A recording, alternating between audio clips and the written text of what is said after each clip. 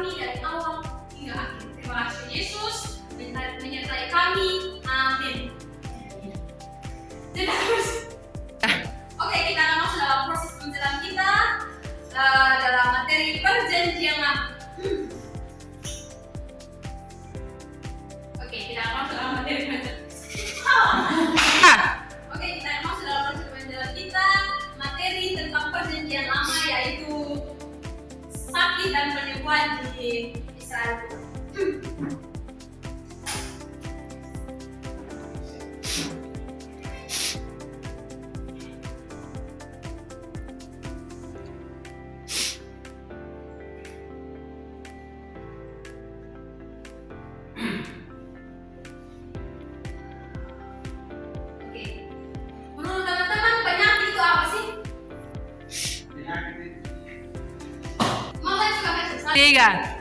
Oke, baik.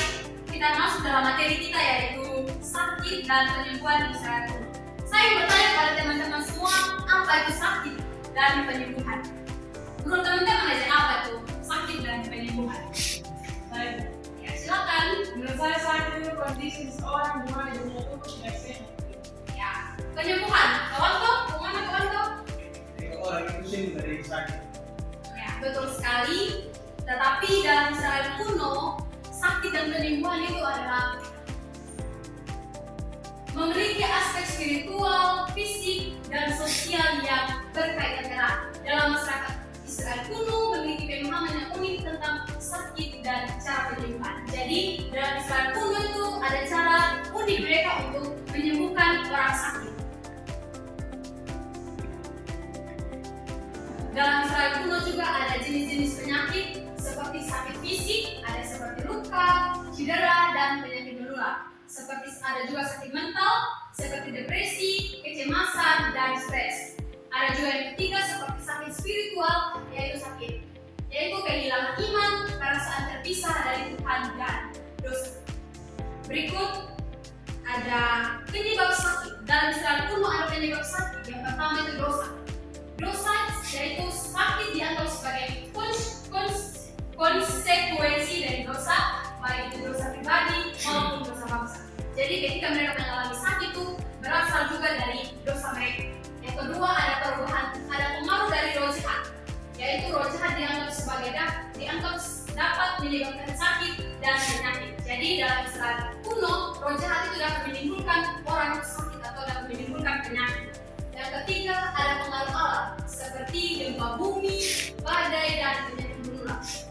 Dalam Israel kuno juga pengaruh alam dapat menyebabkan mereka menular sakit atau sakit. Yang berikut ada penyembuhan. Tidak dulu Messi. Ya, dalam Israel kuno juga ada penyembuhan. Ya, ketika mereka sakit tadi seperti saya katakan karena gempa bumi, karena dosa, karena roh jahat, dan semua penyakit itu ada cara menyembuhkan dalam konteks Israel kuno, yaitu yang pertama doa. Ada iman, ada obat-obatan, dan ritual. Doa dianggap sebagai cara untuk menerima penyembuhan dari Tuhan, dan iman ketika memiliki iman yang besar dalam diri dapat memberikan berkat untuk menyembuhkan mereka dari sakit. Yang kedua ada obat-obatan alami seperti tanaman, minyak, dan dan ada salep yang digunakan untuk mengobati sakit mereka. Yang berikut ada penyembuhan oleh Tuhan. Yang pertama ada Tuhan sebagai penyembuh, yaitu Tuhan dianggap sebagai penyembuh utama yang dapat menyembuhkan sakit dan penyakit mereka. Yang kedua ada mujizat, yaitu mujizat dianggap sebagai penyembuh, sebagai tanda dari Tuhan dan kuasa Tuhan dalam diri orang Israel. Yang ketiga ada iman, yaitu iman dianggap sebagai kunci utama menerima penyembuhan dari Tuhan. Yang berikut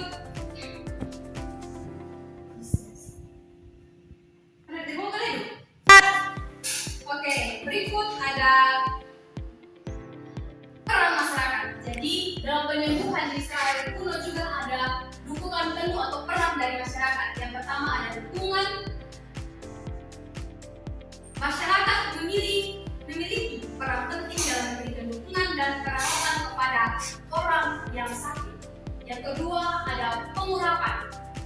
Pengurapan dengan minyak dianggap sebagai cara untuk memberi berkat dan penyembuhan dalam istirahat tubuh. Yang ketiga ada doa yang masyarakat bantu menyembuhkan sakit itu sangat penting juga dalam peran masyarakat dalam penyakit di Israel itu, dalam menyembuhkan orang sakit di Israel itu. Lanjut, ada contoh penyembuhan dalam Alkitab. Jadi di sini saya ambil contoh penyembuhan dalam Alkitab. Yang pertama ada penyembuhan orang buta di Bethesda yang terdapat dalam Yohanes 5 ayat 1 dan 12. Yang kedua ada penyembuhan orang lumpuh di Kapernaum yang dapat kalian lihat dalam Matius 2 ayat 1 sampai 12. Dan ada penyembuhan orang yang memiliki roh jahat di Gadara dapat kalian lihat di Markus 51 ayat 20 dan penyembuhan dalam Nabi Ayub. Penyembuhan Nabi Ayub ini akan menjadi contoh kita sebentar untuk menonton sebuah video tentang penyakit Nabi Ayub dan dia menyembuh dengan cara yang setia kepada Tuhan dengan cara berdoa. Yang berikut ada kita akan masuk dalam diskusi dan kita akan masuk dalam menonton video. Pertama kita akan masuk dalam diskusi. Saya minta tolong untuk membentuk kelompok dua. Cara apa sih? Sekarang. Ya. Teman-teman kerja juga. Mati belum? Ya. Oke, sekarang kita akan ngomong tentang penderitaan Ayub tentang sakit. Jadi dia sampai ia bisa sembuh dengan cara dia tetap setia berdoa kepada Tuhan. Selamat menyaksikan.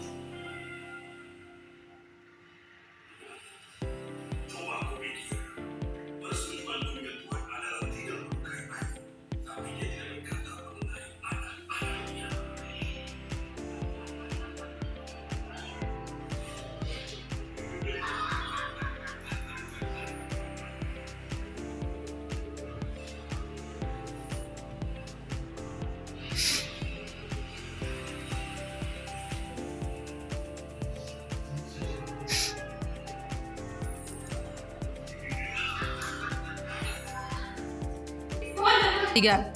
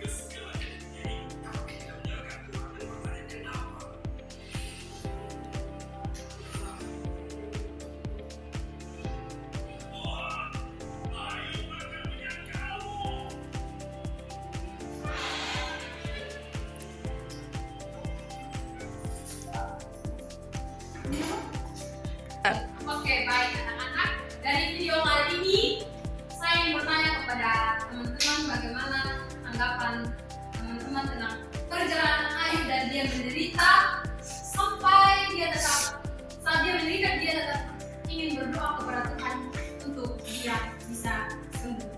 Kalau teman-teman, bagaimana sih penderitaan Ayub itu hingga dia bisa sembuh? Betul sekali, dia tetap setia. Di saat dia mengalami sakit, dia tetap berdoa kepada Tuhan agar dia bisa sembuh. Nah, dari video tadi yang kita nonton, kita tahu bahwa setiap sakit yang kita deritakan itu pasti dengan cara Tuhan kita akan sembuh. Seperti tadi Ayub, dia tetap setia berdoa kepada Tuhan dan akhirnya dia boleh dapat sembuh. Nah, ini tadi contoh-contoh penyakit yang ada dalam konteks Israel kuno, seperti ini gambar Ayub, seperti tadi penyembuhan orang lumpuh dan cedera kursi. Ya. Ya, dan penyakit kusta. Lanjut. Kesimpulan dari materi kita pada pagi hari ini bahwa sakit dan penyembuhan Israel kuno memiliki aspek spiritual, fisik, dan sosial yang berkaitan erat. Dan juga penyembuhan oleh Tuhan dan para masyarakat memiliki peran yang penting dalam proses penyembuhan. Jadi setiap sakit yang dideritakan oleh bangsa Israel pada saat itu dapat disembuhkan oleh Tuhan dan peran masyarakat. Mungkin sekian dari materi kita pada pagi hari ini. Semoga apa yang kita belajar boleh kita tanam dalam kehidupan kita hari lepas hari dan menjadi bekal di masa depan kami. Kita akan menjadi bekal di masa depan kita. Nah, untuk menutupi seluruh rangkaian proses belajar mengajar kita, saya minta Kak Sari untuk berdoa untuk menutup proses belajar mengajar. Tuhan Yesus, terima kasih atas penyertaan-Mu yang sudah berlimpah di hadapan kami yang sudah belajar. Tuhan Yesus, lindungi kami agar kami bisa mengerti dan memahami. Sebentar lagi kami mulai, Tuhan Yesus, lindungi kami dan kami tidak ingin memahami. Terima kasih Tuhan Yesus. Terima kasih Kak Sari. Demikianlah seluruh proses belajar kita. 1, 2, 3. Shalom. Oke, selanjutnya saudara